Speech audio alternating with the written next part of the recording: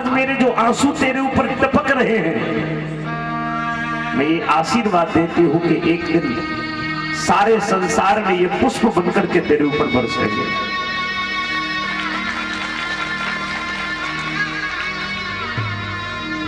आज वो समय, आज वो चर्चा पूर्ण हो रही है। माता पिता का आशीर्वाद कभी व्यर्थ नहीं जाता है, तो मैं तो कहता हूं निरंतर आप उनका आशीर्वाद जरूर प्राप्त करते रहिए। बाढ़े पूत पिता के धर्म, उनके सत्कर्म से हम आगे बढ़ते हैं। उन सत्कर्मों को कमाइए और ऐसे धार्मिक अनुष्ठानों में सहयोग करते रहिए, चर्चा करते रहिए, जुड़े रहिए और कथा सुनते रहिए। इसके उपरांत आज हमारे आयोजक परिवार के द्वारा भी अगर कोई त्रुटि रही हो, उन्होंने बहुत प्रयास किया है व्यवस्थाओं को जोड़ने का। हमारे मुख्य यजमान जी एक दिन कह रहे, गुरुजी क्षमा करना, आपके लायक हम टेंट भी नहीं लगा पाए। हमने कहा कैसी बात करते हो आप, खूब अच्छा तो है। हाँ ठीक है, वो टेंट लगाने वालों ने थोड़ी गलती की, कहीं खुला नहीं ध्यान दिया, कोई बात नहीं। आपकी व्यवस्थाओं में कोई कमी नहीं है, और व्यवस्थाएं कम हो, ये टेंट गुब्बारों से, फूलों से और गुलदस्तों से नहीं सजता है। अगर ये फूल नहीं होते आज इस टेंट में, ये जो मेरे सामने बैठे हैं, तो ये टेंट अच्छा नहीं लगता बना। आप लोगों ने, क्योंकि आप सब परमात्मा की बगिया के पुष्प हो, आज इस पंडाल में कहीं पैर रखने जगह नहीं है, तो वो केवल आप लोगों की वजह से। इसलिए ये टेंट मुझे बहुत अच्छा लगा, ये स्थान बहुत पवित्र है। और एक बात मैंने आज कही भी थी सवेरे कि आपके यहाँ के श्रोताओं के लिए मैं 100 में से 100 नंबर प्रदान करता हूँ। मैं खुद आभारी हूँ आपका। एक बार मुझे ये नहीं कहना पड़ा अभी कब 9 दिन में, ए माताओं चुप रहो, बात मत करो, ए भाइयों चुप रहो, नहीं कहना पड़ा। एक एक प्रसंग को आपने प्रेम से स्वीकार किया है, प्रेम से पान किया है, तो इसके लिए भी मैं आपका आभार व्यक्त करता हूँ। इसके लिए आभारी हूं मैं आपका। आपने मेरे जैसे अबोध, न जानामि योगम जपम नैव पूजा, में कुछ नहीं जानता, लेकिन मेरी भी टूटी फूटी वाणी को आपने स्वीकार किया। केवल 10-12 वर्ष वृंदावन में रहकर विद्या अध्ययन किया है मैंने। संस्कृत से MA किया, संस्कृत से आचार्य किया, आचार्य की डिग्री प्राप्त की और कथावाचक बन गया, और उस टूटी फूटी वाणी को आपने स्वीकार किया है। धन्य है, बहुत बहुत साधुवाद आपके लिए। तो हमारे इस आयोजक परिवार के लिए, नगर वासियों के लिए मैं इस व्यासपीठ से एक ही वचन बोलूंगा, सर्वे भवन्तु सुखिना, सर्वे सन्तु निरामया, सर्वे भद्राणि पश्यन्तु मां कश्चित् दुःख भाग् भवेत्। आपके जीवन के दुख मिट जाएं, सदैव आनंद ही आनंद बना रहे, किसी प्रकार की पीड़ा आपके नगर में, आपकी बस्ती में और आपके जीवन में न आवे, ये मैं प्रभु से प्रार्थना करता हूँ। और इसके उपरांत अब हम लोग, अभी बहुत समय लगेगा आगे, तो विश्राम की ओर धीरे धीरे चलें। बाकी बंधुओं, ये 9 दिवसीय आयोजन था, इसकी कल पूर्ण आहुति होनी है। हमारे आचार्य जी, हम लोग तो निकल जाएंगे अभी, तुरंत आश्रम पहुंचेंगे और कल प्रातःकाल आश्रम से प्रस्थान करेंगे।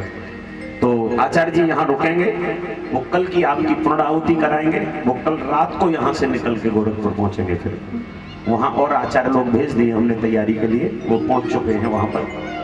तो आचार्य जी रुकेंगे। कल आप सभी लोग जो पूर्ण आहुति में भाग लेंगे, आपने पंचकुंडी यज्ञ यहाँ पर किया है। यज्ञ हमारे तन मन को स्वच्छ करता है, हमारे हृदय को पवित्र करता है, नगर पर आने वाली आपदाओं को समाप्त करता है, और हमारे देवताओं का भोजन भी है यज्ञ। तो सभी लोग यज्ञ में जरूर शामिल हों। 1 आहुति, 5 आहुति, 3 आहुति, 7 आहुति, जितनी हो सके उसमें जरूर छोड़ें। माताएं जोड़े से अगर आएंगी तो आपको बहुत पुण्य की प्राप्ति होगी। भाइयों के सहित अपने घर से गोला लेकर के आए, शाकिल और घी भर के सुंदर तरीके से उसको अपने पतिदेव के हाथों से जब पूर्ण आहुति हो तो यज्ञ में छुड़वा दें, और ये प्रार्थना करें, हे देवता, जैसे ये गोला हमने आपको परिपूर्ण करके दिया है, ऐसे सदैव हमारा खजाना परिपूर्ण बना रहे, हमारे जीवन में किसी प्रकार का व्यवधान न आवे, हमारे जीवन में किसी प्रकार का कष्ट न आवे। तो इसके साथ में इस कथा का कल प्रसाद भी है, भंडारा प्रसाद, तो उसकी जिम्मेदारी तो मेरी नहीं है भाई। मैं न खाऊं और न खिलाऊं। और क्या, मैं नहीं खाता। आज मुझे 9.5 वर्ष हो गए, 9.5 वर्ष में मैंने एक सिंगल दावत नहीं खाई,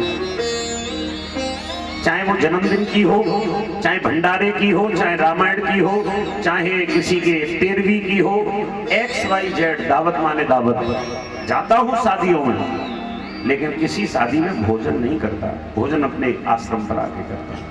आश्रम में रहता हूं तो आश्रम का, और यहाँ आता हूं तो हमारे साथ में पंडित जी महाराज हैं बनाने वाले हमारे, वही बनाते हैं, उसी भोजन को मैं स्वीकार करता हूँ।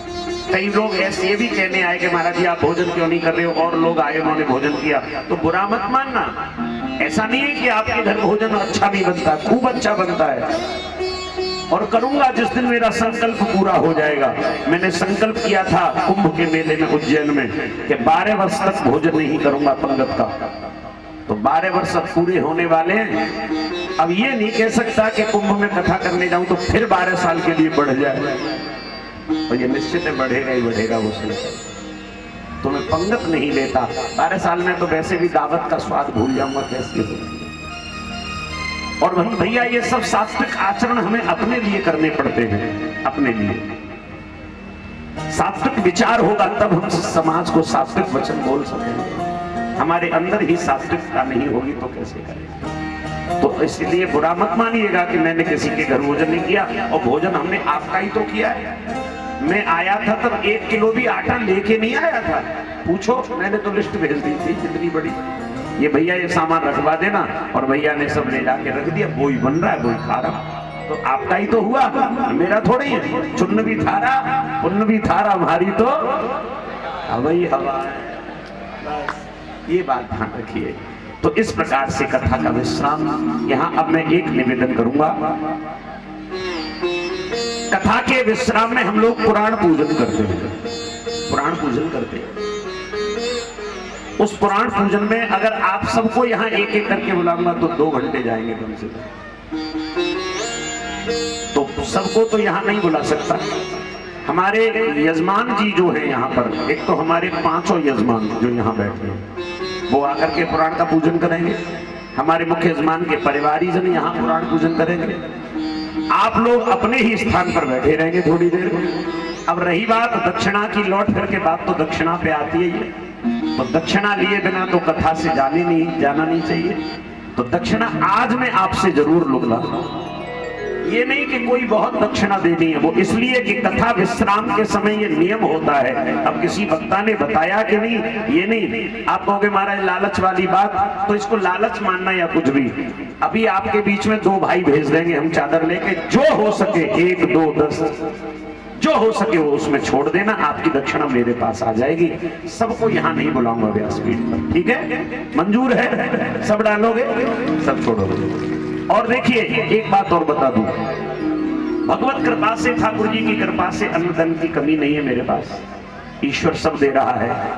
अब हमारी जो भी आगामी ये कथाएं चल रही है, इसका जो भी कमाई धन होती है वो मालूम है आपको कहाँ जा रही है? अपने जीवन में तो लगी रही है, इसके साथ साथ वृंदावन में आपका एक आश्रम बन रहा है जिसका नाम है संत सेवा आश्रम। 3 करोड़ की भूमि है जिस पर आश्रम बनाया जा रहा है, 3 करोड़ रुपए की, और 4 करोड़ रुपए का वो प्रोजेक्ट है जो अभी तैयार हो रहा है। तो उसमें आप जैसे लोगों का वो एक पैसा जो है, कुछ लोगों ने वहां भूमि के लिए भी पैसा दिया, महाराज जी हम भूमि दान में दे रहे हैं। कुछ लोगों ने आश्रम में कुछ रूम भी बनवाए हैं। तो कोई लोग ऐसे भी होते कहते हैं महाराज जी हम अपने पितरों के नाम से एक कक्ष वृंदावन में बनवाना चाहते हैं, तो बनवा सकते हैं। आजीवन आपके नाम से रहेगा, आप जब जब वृंदावन जाएंगे तब रुकेंगे। उसकी राशि रखी है 5.5 लाख रुपए, फुल लग्जरी होगा, बहुत वीआईपी रूम होगा, बहुत बड़ा होगा। आप जब जब जाएंगे आश्रम में रुकेंगे, और नहीं भी होगा ऐसा मत सोचना कि हमारा नहीं है तो हम जाएंगे कि नहीं भी होगा तब भी आप जाएंगे तो आपको वहां आश्रय मिलेगा, क्योंकि संत सेवा आश्रम उस स्थान का नाम रखा गया है। अभी 3 नवंबर को ही कैबिनेट मंत्री भारत सरकार माननीय एसपी सिंह बघेल जी ने उसका शिलान्यास किया था उस स्थान का, और हमारे गृह जनपद फिरोजाबाद के लगभग 40 नेता बंधु और लगभग 450-500 अन्य बंधु साधु संत, वृंदावन की बड़ी बड़ी विभूतियां, बड़े बड़े आचार्य, उपाचार्य और संत वहां पर पधारे। उनके मध्य में इसी प्रकार का पंडाल लगा था और उसके मध्य में उनका भूमि पूजन उस स्थान का किया गया। तो बड़े प्रेम से वो आश्रम तैयार हो रहा है। आप लोग जब भी तैयार, लगभग थोड़ा समय लगेगा क्योंकि 4 मंजिल का प्रोजेक्ट है तो समय तो लगता है भाई। और आप लोग कभी भी आएंगे बड़े प्रेम से वहां रुक सकेंगे। तो ये धन जो अब एकत्र किया जा रहा है आगे का, वो सब उस आश्रम के निमित्त। तो बनते हाँ, अब आपको ही बुलाऊंगा बस। अब आपकी न वो है तो 2 भाई लोग आपके बीच में आएंगे, एक चादर इधर एक इधर ले जाइए और उसी में आप अपना पारतोषक छोड़ दीजिएगा। ऐसा मत करना फूलों से ही भर दो, बहुत से लोग फूलों से भर देते। हाँ, और अब हमारे जो मुख्य यजमान हैं वो व्यासपीठ पर आ जाए भाई बंधुओं के सहित। आप अपना व्यास पूजन करेंगे, पुराण पूजन करेंगे और उसके बाद कोई जाएगा नहीं, दंतो चलचित्र कोई जाएगा नहीं। उसके बाद फूल होली का आनंद लेंगे। अभी हम लोग आज विरज में होली रे रसिया